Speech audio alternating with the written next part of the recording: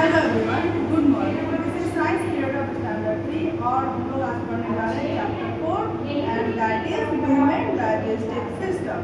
ठीक है, पढ़ने से पहले हम लोग जान लें कि हमारा शरीर क्या चीज़ से बना हुआ। तो हमारा शरीर जो है न्यूमरस सेल्स से बना हुआ, असंख्य सेल्स। सेल्स क्या होता है? सेल्स होते हैं जो हमारे बॉडी का जो फंडामेंटल यूनिट है, मतलब जिसको कि कहा जाता है building blocks of our body. तो एक जैसे बहुत सारे सेल्स मिलकर के टिश्यूज बनाते हैं और बहुत सारे एक जैसे टिश्यूज मिलकर के ऑर्गन, एक एक ऑर्गन यानी एक एक बॉडी पार्ट का निर्माण करते हैं और बहुत सारे ऑर्गन्स मिलकर के एक एक ऑर्गन सिस्टम बनाते हैं। ठीक है, और 8 ऑर्गन सिस्टम मिलकर के हमारा ह्यूमन बॉडी बनाया हुआ है। ठीक है ना, हमारा ह्यूमन बॉडी जो है मतलब मनुष्य का जो शरीर होता है वो 8 टाइप ऑफ ऑर्गन सिस्टम से मिलकर के बना हुआ होता है। ठीक है, और इसी 8 टाइप्स ऑफ ऑर्गन सिस्टम में एक है ह्यूमन डाइजेस्टिव सिस्टम। ठीक है, जो कि आप लोग देख रहे हैं आपके यहाँ पे सामने में बोर्ड पर ये बना हुआ है ह्यूमन डाइजेस्टिव सिस्टम का पिक्चर। ठीक है, ये चीज़ आप लोग अपने बुक में पेज नंबर 35 में भी देख सकते हैं। ठीक है, पेज नंबर 35 में देखिएगा। सबसे पहले माउथ है। ठीक है, माउथ के बाद क्या है? ईसोफेगस। उसको क्या कहते हैं? ईसोफेगस। इसका नाम फूड पाइप भी है, दूसरा नाम इसका फूड पाइप भी है और इसका उच्चारण क्या करते हैं? ईसोफेगस। ओ से शुरू हुआ लेकिन ओ का उच्चारण नहीं आएगा, ईसोफेगस कहा जाता है। इसके बाद आपको दिखिएगा लीवर है, फिर स्टमक है, पैनक्रियाज है, फिर उसके बाद स्मॉल इंटेस्टाइन है, फिर लार्ज इंटेस्टाइन है, उसके बाद एनस है। ये सब इतने सारे ऑर्गन्स मिलकर के हमारे डाइजेस्टिव सिस्टम का निर्माण करते हैं और ये मिल करके कौन सा काम करते हैं? हमारे फूड को डाइजेस्ट करते हैं। जो फूड हम खाते हैं उसको पचाने का काम करते हैं, क्योंकि जो फूड हम लोग खाए वो ऐसे जैसे खाए और हमारे बॉडी में उसका यूज नहीं होगा जब तक कि वो सिंपल फॉर्म में ब्रेक डाउन नहीं होगा। सिंपल फॉर्म में ब्रेक डाउन मतलब कि उसका न्यूट्रिएंट जब तक उससे अलग नहीं होगा तब तक वो फूड हमारे लिए किसी भी प्रकार से उपयोगी नहीं होता है। ठीक है, तो वो किस प्रकार से न्यूट्रिएंट्स में बदलेगा? जो फूड हम लोग खाएं चबाएं वो किस तरह से हम न्यूट्रिएंट्स में बदल के हमारे बॉडी में जो ब्लड है, स्मॉल इंटेस्टाइन में जो ब्लड है उसको वो एब्जॉर्ब करेगा। ठीक है, तो एक एक करके हम लोग जानेंगे। जैसे माउथ जो करते हैं हम लोग माउथ, तो डाइजेशन फूड का जो डाइजेशन होता है माउथ से शुरू होता है। हर में से अपनी बुक में देखिएगा page number 35, process of digestion. ठीक है, process of digestion. When we take a bite of food in our mouth, the process of digestion begins. जब भी हम खाने का टुकड़ा मुंह में लेते हैं तो हमारा जो है ये डाइजेशन का प्रोसेस शुरू हो जाता है। Our mouth has teeth, tongue and saliva that helps in the digestion of food. और मुंह में क्या होता है? टीथ होता है, टंग है और सलाइवा है। सलाइवा, टीथ टंग को जानते हैं आप लोग, दांत और जीभ, और सलाइवा जो होता है ये लार जो हमारे मुंह में जो वाटरी सब्सटेंस होता है, जो पानी जैसा पदार्थ मौजूद होता है जिसको लार या तुम भी कहा जाता है, उसी का नाम है सलाइवा और ये भी हमारे फूड के डाइजेशन में मदद करता है। ठीक है, देखिए टीथ से शुरू हो जाता है। Teeth help us bite and chew food. Teeth क्या करता है? हमारे खाने को चबाने में और काटने में, टुकड़ों में काटने में और उसको चबाने में मदद करता है।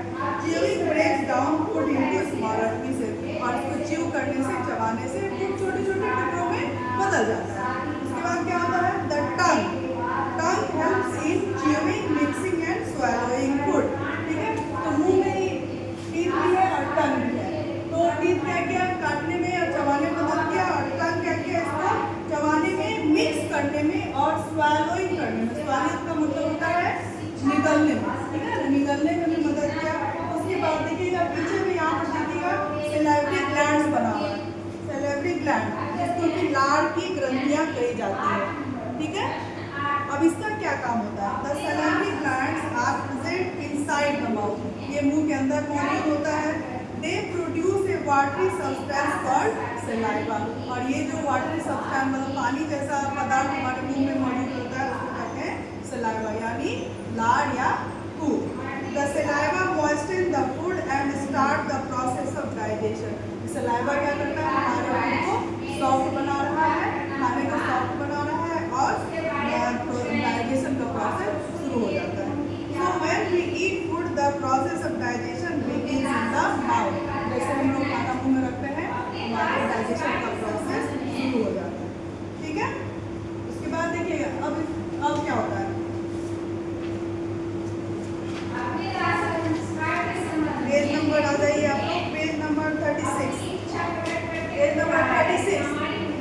Let us see what happens to the food once it leaves the mouth. तो माउथ से जब निकला तो फिर क्या हुआ फूड का, ठीक है। We take in food through our mouth, the teeth, saliva and blood help in crushing the food into smaller pieces and moistening it. The digestion of food begins in the mouth. Mouth के बाद क्या हुआ, ये खाना आएगा कहाँ, oesophagus से होकर स्टमक में आ जाएगा। आप लोग सेकेंड पॉइंट में देखिएगा, the partly digested food passes through the esophagus or food pipe to reach the stomach. यहाँ से पूरे खाना चबाया हुआ कहाँ आ गया, फूड पाइप से होते हुए आ गया कहाँ, स्टमक में आ गया, ठीक है। ये है स्टमक में आ गया। द इसोफेगस, तो इसोफेगस तक हम लोग पहुंचे थे, इसोफेगस से stomach. Esophagus. The esophagus is a hollow tube that connects the mouth and the stomach. तो ये esophagus जिसको फूड पाइप भी कहते हैं, इसका दूसरा नाम है फूड पाइप, और ये क्या करता है, एक हॉलो ट्यूब है। हॉलो ट्यूब किसको कहते हैं, हॉलो ट्यूब मतलब कि खोखला ट्यूब है जो कि माउथ को स्टमक से कनेक्ट कर रहा है। क्या कर रहा है, माउथ को स्टमक से कनेक्ट कर रहा है। ये देखो फूड पाइप, ठीक है। इसोफेगस, अब देखो खाना चबाया हुआ खाना मुंह से वो इसोफेगस होते हुए स्टमक में आ गया। अब स्टमक में क्या होगा, the stomach is a muscular sac like organ. Stomach क्या है, muscular sac like organ. Muscular का मतलब मसल से बना हुआ और सैक का मतलब होता है एक थैला। तो मसल से बना हुआ एक थैला जैसा ये एक ऑर्गन है, ठीक है। अब इसमें क्या होगा, in the stomach the food is churned, CHURNED, churned. Churned का मतलब होता है कि पूरी ताकत के साथ उसको और मसल जो है हमारे स्टमक में जो मसल्स मौजूद है वो क्या करता है, उस फूड को और भी ज़्यादा महीन पीस देता है, ठीक है ना। और इसी जगह पर इसमें डाइजेस्टिव जूस है वो जाकर के मिल जाता है। स्टमक से जो डाइजेस्टिव जूस निकलता है जिसका नाम है HCl यानी हाइड्रोक्लोरिक एसिड, वो क्या करता है, इस फूड को और भी ज़्यादा महीन, ठीक है, and digested further into a liquid mixture. अब इस फूड का रूप कैसा हो गया, अब इसका रूप हो गया एकदम लिक्विड मिक्सचर के रूप में, ठीक है ना। अब इसके बाद क्या होता है, liquid mixture is emptied into the small intestine.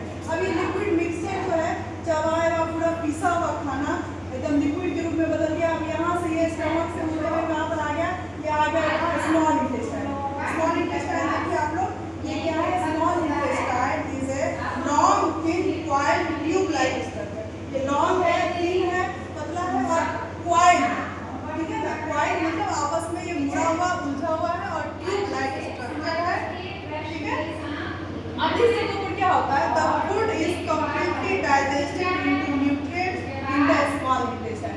अब इस जगह पर क्या हुआ कि फूड में से जितना न्यूट्रिएंट्स है वो बाहर निकल जाता है, ठीक है ना, बाहर निकल गया और वो स्टमक में जो ब्लड है उस न्यूट्रिएंट्स को एब्जॉर्ब कर लिया, सोख लिया, और ब्लड जो है अपने साथ उसको बॉडी के हर ऑर्गन में पहुंचा देता है।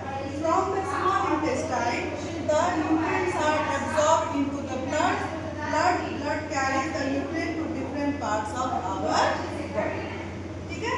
अब इसके बाद देखिए ये न्यूट्रिएंट खाने में जो भी पोषक तत्व न्यूट्रिएंट मौजूद था वो निकाल दिया गया, निकल गया। अब उसमें क्या बचा सिर्फ अनडाइजेस्टेड फूड, यानी कि जो वैसा पार्ट जो डाइजेस्ट नहीं हुआ है, ठीक है ना। और न्यूट्रिएंट निकल जाने के बाद जो रेसिड्यू हो गया, जो बच गया, जो अवशेष रहा, वो इसमें मौजूद है और जो है उसमें वाटर, अभी भी वाटर मौजूद है। तब ये जो भी चीज़ बचा हुआ वो कहाँ चला जाएगा सारा लार्ज इंटेस्टाइन, जिसको कि बड़ी आंत कहा जाता है, ठीक है। Some part of the food can not be digested by our body, this undigested food is pass to the large intestine. सारे बच्चे अपने बुक में देखिएगा, हम भी रख के पढ़िएगा, ठीक है। लार्ज इंटेस्टाइन में पहुंच गया ये undigested food. It is a shorter and wider tube like structure. और ये जो है ये लार्ज इंटेस्टाइन, ये बड़ी आंत जो है स्मॉल इंटेस्टाइन से छोटा होता है, लेकिन ये वाइडर है, मतलब कि चौड़ा है। छोटा है, लंबाई में छोटा है, लेकिन चौड़ाई में ज़्यादा है। ठीक है। Here water is absorbed from the undigested food, और इसी जगह पर इस फूड में जो वाटर है यानी पानी है वो एब्जॉर्ब कर लिया जाएगा। उसके बाद the solid waste called faeces और स्टूल इज फॉर्म, और इसी जगह पर जो रेसिड्यू है, खाना का जो बचा हुआ पार्ट है, वो एक सॉलिड वेस्ट के रूप में बदल जाएगा, जिसको फीसेस यानी स्टूल भी कहा जाता है, जिसको हम लोग अपने भाषा में पॉटी भी कहते हैं, मल कहा जाता है, हिंदी में उसको कहते हैं मल। तो मल के रूप में बदल जाता है। उसके बाद इस मल को द फीसेज और stool form in the large intestine in remove from the body through the anus, और उस मल को यानी फीसेज और स्टूल को वो एनस के द्वारा बाहर निकाल दिया जाता है। तो ये हो गया हमारा ह्यूमन, हमारा डाइजेस्टिव सिस्टम। इसमें डाइजेशन कहाँ से शुरू हुआ? देखिए माउथ से, जब हम मुंह में खाना डालें और उसके बाद वो चबाया गया और चबा करके फिर वो फूड पाइप से होते हुए स्टमक में आया, और स्टमक में फिर ये जो है और भी ज़्यादा क्लीन पीस दिया गया। उसके बाद ये स्मॉल इंटेस्टाइन में, देखो एक पॉइंट छूट गया है, और स्मॉल इंटेस्टाइन में जब आया है उसी जगह उसी समय उसमें लीवर से, ये लीवर है, ये largest gland of our body होता है, लीवर से, और पैनक्रियाज है। यहाँ पर देखिएगा पैनक्रियाज, बुक में देखिएगा ध्यान से, छोटा सा पार्ट आपको दिखेगा, पैनक्रियाज है। ये पैनक्रियाज से डाइजेस्टिव जूस रिलीज होता है, जो कि कहाँ जाके मिलता है? स्मॉल इंटेस्टाइन में जब फूड रहता है उसमें जाकर के ये मिलता है, और फूड को और उसमें से न्यूट्रिएंट्स निकालने में मदद करता है। ठीक है ना, फूड में से न्यूट्रिएंट्स बाहर निकले, ब्लड में जाके मिले, उसमें ये मदद करता है। ठीक है। उसके बाद ये फिर आ गया लार्ज इंटेस्टाइन में वाटर एब्जॉर्ब हो गया, और उसके बाद एनस के द्वारा ये बाहर निकाल दिया। तो ये हो गया हमारा ह्यूमन डाइजेस्टिव सिस्टम। और यही आपको जो है होमवर्क में बनाना है, draw the parts of the digestive system. ठीक है। आपका होमवर्क क्या रहेगा? Draw the parts of the digestive system.